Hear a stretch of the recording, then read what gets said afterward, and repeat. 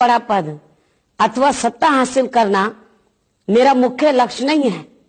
ये तो माध्यम है उस बदलाव का तथा उस सामाजिक परिवर्तन का जो हम लाना चाहते हैं।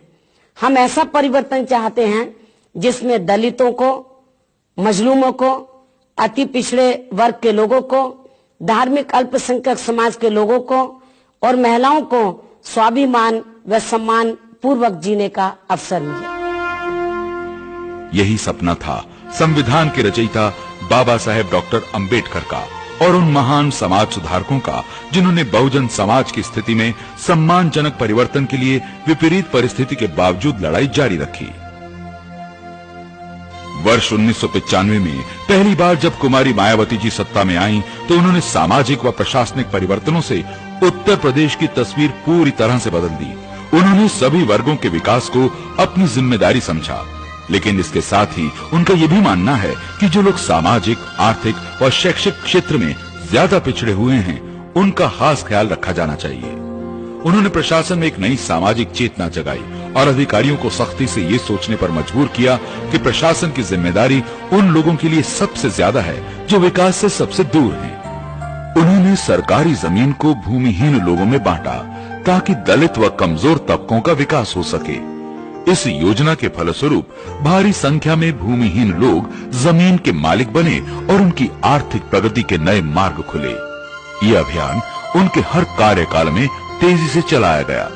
भूमि के पट्टों को दलित व कमजोर तबकों तक पहुंचाने के लिए उन्होंने कानूनों को बदला और पट्टा करने का अधिकार तहसीलदारों को दिया।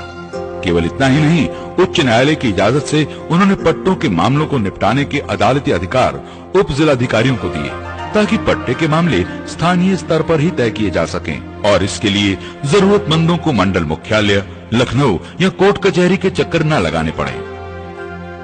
भूमि सुधारों को तेजी से आगे बढ़ाते हुए कुमारी मायावती जी ने पट्टों की जमीनों पर दलितों को असल कब्जा दिलाने का ऐतिहासिक अभियान शुरू किया। उन्होंने जिला कलेक्टरों को सख्त हिदायत दी कि पट्टेदारों की जमीन से दबंगों का कब्जा न केवल तुरंत हटाया जाए, बल्कि जितने समय तक दबंगों ने किसी गरीब दलित की जमीन का फायदा उठाया है, उसके लिए उन पर जुर्माना भी लगाया जाए।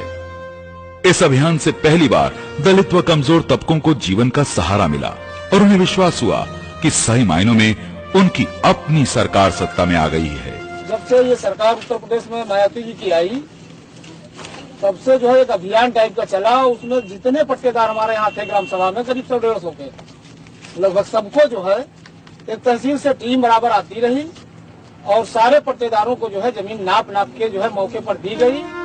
एक अन्य फैसला लेकर कुमारी मायावती जी ने ग्राम सभा की जमीन पर काबिज सभी अनुसूचित जाति जनजाति के लोगों को मालिकाना हक दे दिए और अदालतों में उनके खिलाफ बेदखली के तमाम मुकदमों को खत्म कर दिया। जिन लोगों ने ग्राम सभा की जमीन पर शुल्क के लोगों ने कब्जा कर लिया है, उनको उस जमीन का मालिक बना दिया जाए।